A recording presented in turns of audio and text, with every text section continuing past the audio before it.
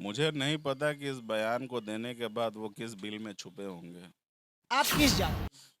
और किस जात के मतलब जो जनता है आपकी उसको सपोर्ट करती इस तरह का बयान देते हैं, वो खुद के सगे नहीं है, वो दूसरों के सगे क्या होंगे। ये गैंगवार वहां पे हुआ है, दो आपराधिक गिरोहों के बीच में हुआ है, और उसमें भी यदि कोई जातिगत या जातीय भावना ढूंढ लेता है तो मैं समझता हूँ कि वो बुद्धि से गिरा हुआ च्युत आदमी है। वो अगर आप इतने समर्थवान और ताकतवर हैं तो आपको ये ओपन चैलेंज है कि पटना के किसी भी जगह पे, किसी भी चौराहे पे आप पहुंचिए। हैं? पहले जो हुआ करता था हिंदू मुस्लिम को लेकर के लगातार उसमें बांटने की कोशिश की जाती थी।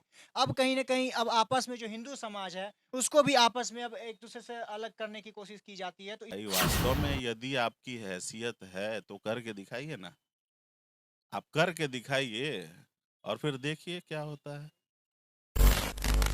जय हिंद दोस्तों, आप देख रहे हैं पब्लिक पेट्रोल पॉइंट्स और मैं हूं अंकित भारद्वाज। फिलहाल अभी हमारे साथ भारतीय रणवीर पार्टी के राष्ट्रीय अध्यक्ष चंदन कुमार सिंह जी हैं और आपको बता दूं वही भारतीय रणवीर पार्टी जो कि पहले राष्ट्रीय रणवीर सेना हुआ करती थी, जो कि अब बदल गई है। और सबसे बड़ी बात है कि इसको हमारे इलेक्शन कमीशन के द्वारा मान्यता दी गई है। सबसे पहले स्वागत है सर आप।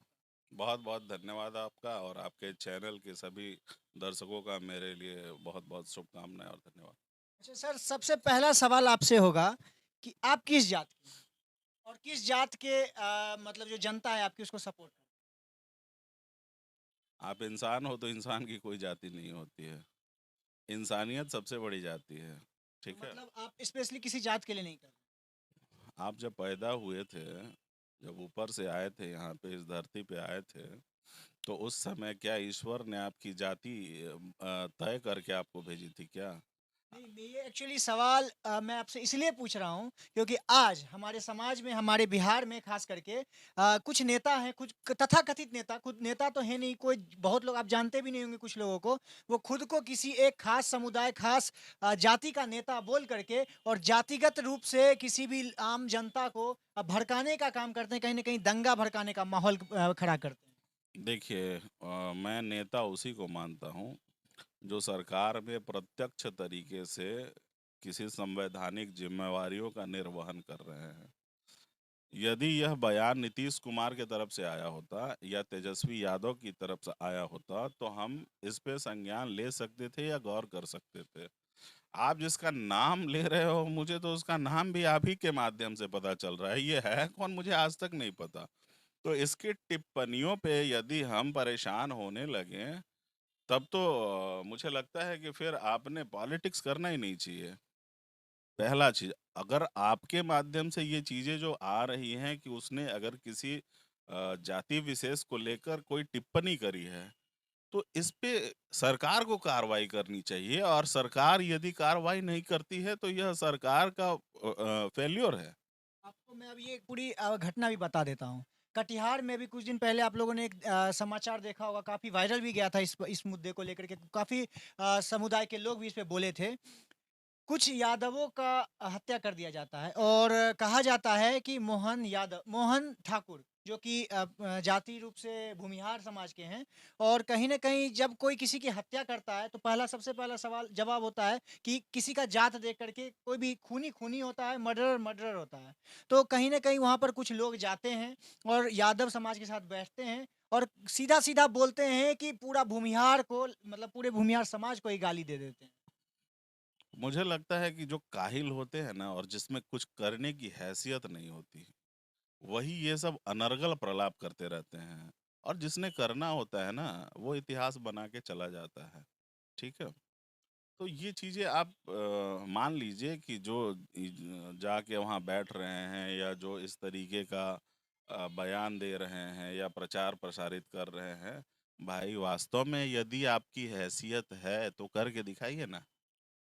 आप करके दिखाइए और फिर देखिए क्या होता है। क्या है कि अभी कहा जा रहा है जहाँ पर एक और आप अभी आपके साथ भी और काफ़ी समाज के लोग होंगे, सिर्फ़ आपके साथ जो भी आप सिंगल पर्सनली जिस कास्ट के होंगे, सिर्फ़ क्या वही कास्ट के लोग आपके साथ रहते हैं?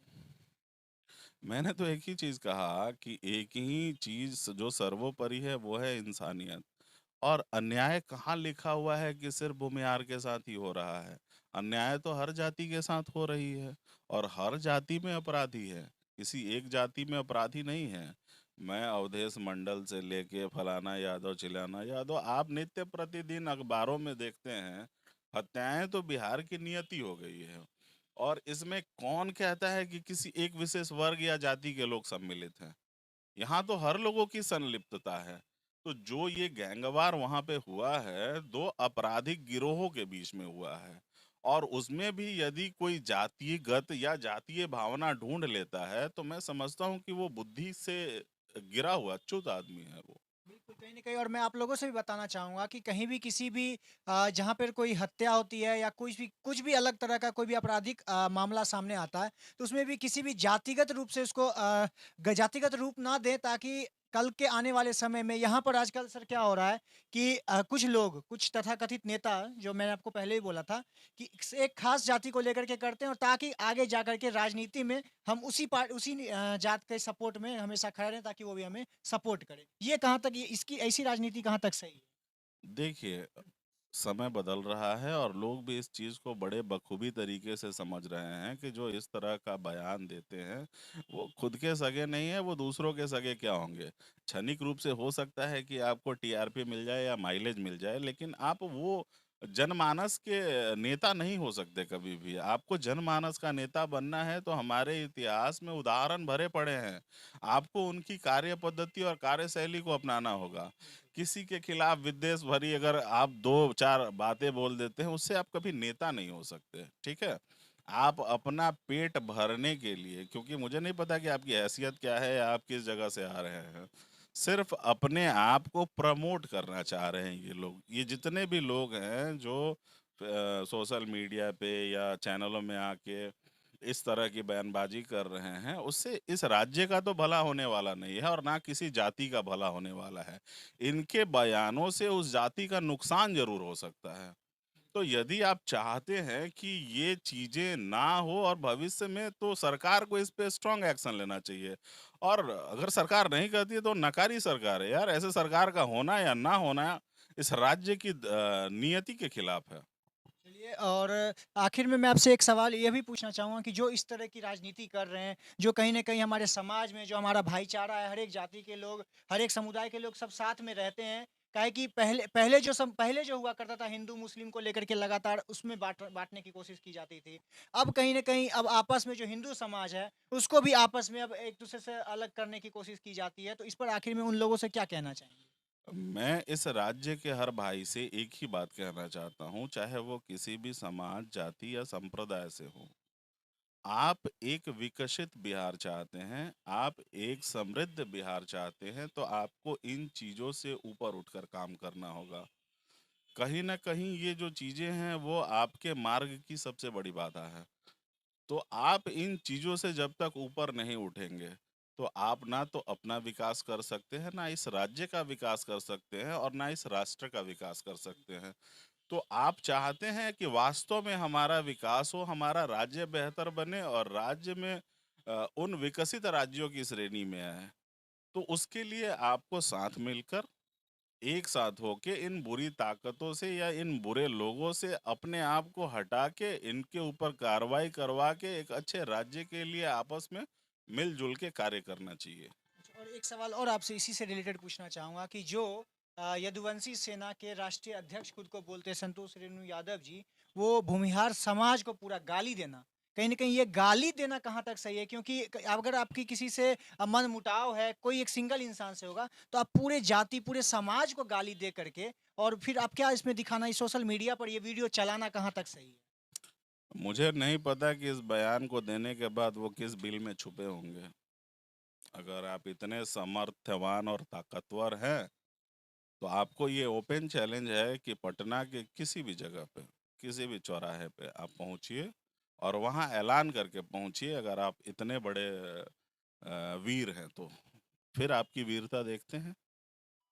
बहुत बहुत धन्यवाद। और आप अभी देख रहे थे हमारे साथ रणवीर, भारतीय रणवीर पार्टी के राष्ट्रीय अध्यक्ष चंदन कुमार सिंह जी थे, जिन्होंने कहीं न कहीं सीधा-सीधा कहा है कि किसी भी खूनी को किसी की हत्या अगर की जाती है, तो उसको जातिगत रूप से ना देखें, क्योंकि अभी हमारा समाज कहीं न कहीं पहले हिंदू-मुस्लिम करके बँट गया है और कहीं आने वाले समय में अब यादव, भूमिहार, राजपूत, ब्राह्मण सब अगर अलग होता जाएगा, तो क्या हमारा समाज रहेगा? क्या हमारा समाज एक जात को लेकर के कभी आगे बढ़ पाएगा? फिलहाल इस तरह की अपडेट्स हम आपको और लगातार देते रहेंगे। अभी चाहूँगा इजाज़त। जय हिंद।